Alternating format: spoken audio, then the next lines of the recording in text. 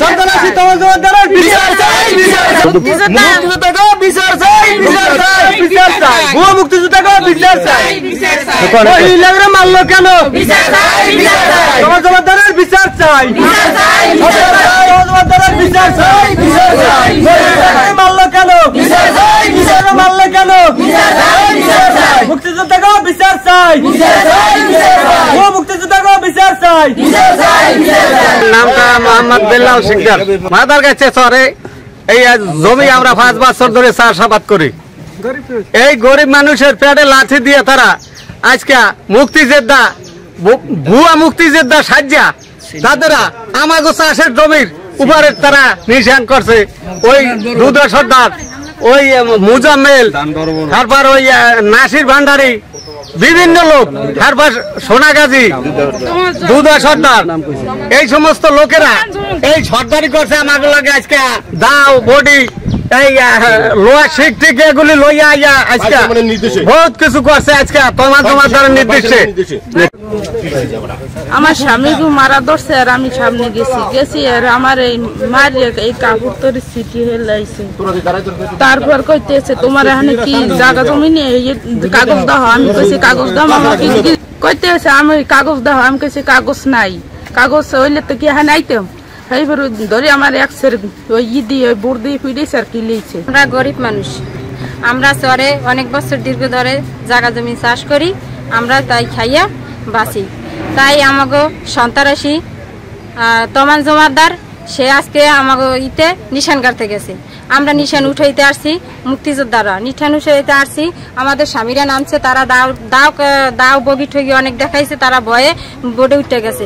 তারপর আমরা মহিলারা নামছি, মহিলারা নামার পর আমাকে অনেক অত্যাচার করছে। সে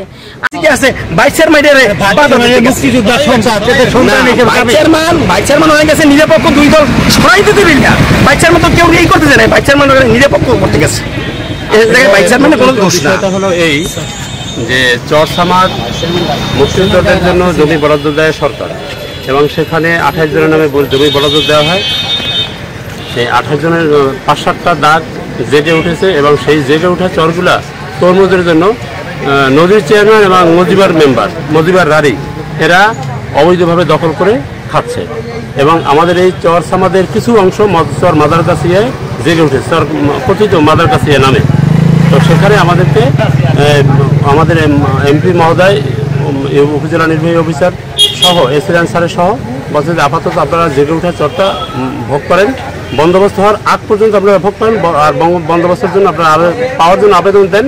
তারপরে এটা আমরা বিশেষভাবে বিবেচনায় আনবো। যেহেতু আপনারা মুক্তিযুদ্ধ হল সূর্য সন্তান, তাদের ব্যাপারে মাননীয় প্রধানমন্ত্রী যথেষ্ট আন্তরিক, এবং আপনারা এই জমিগুলো অবশ্যই পাবেন এভাবে বলছে। আমরা একবার ওখানে সাইনবোর্ড দিতে গেছি, এই সাইনবোর্ড দেওয়ার পরে ওই সাইনবোর্ডগুলো তারা রাতের আধারে সরিয়ে ফেলে। স্যার এই বিষয়ে জিজ্ঞাসা করলে অস্বীকার করে, পরে প্রমাণিত হয় যে নদীর চেয়ারম্যানের নির্দেশে মজিবার মেম্বার এগুলো অপসারিত করছে। নাম্বার 1। নাম্বার 2 হলো এখানে উপজেলা ভাইস চেয়ারম্যানের ব্যাপারে যে অভিযুক্ত আনয়ন করছে, এমনি এটা সম্পূর্ণ মিথ্যা বানোয়াট উদ্দেশ্য প্রণোদিত। তার এই প্রতিপক্ষ সাজিয়ে গুছিয়ে তার বিরুদ্ধে অপতৎপত্র চালিয়েছেন। কিন্তু এই আমরা যখন আজকে আবার নতুন করে সাইনবোর্ড লাগাতে গিয়েছিলাম, সেখানে মহিলারা ওই চরে কোনো একটা ঘরও নাই, বাড়িও নাই।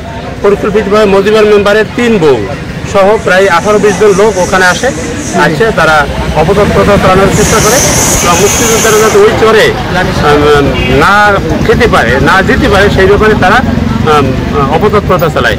এই বিষয়টা আমাদের উপজেলা ভাইস চেয়ারম্যান তমিজউদ্দিন জমাদার সে চেষ্টা করছে যাতে কোনো দ্বন্দ্ব সংঘাত না হয়, মহিলারা যাতে কোনো এগুলো ভাঙতে না পারে, সেই জন্য তাদেরকে বারণ করছে। মূলত সেইটার সাথে জড়িত না, তার নামে যে অভিযুক্ত আনয়ন করছে এটা মিথ্যা এবং সম্পূর্ণরূপে বানোয়াট।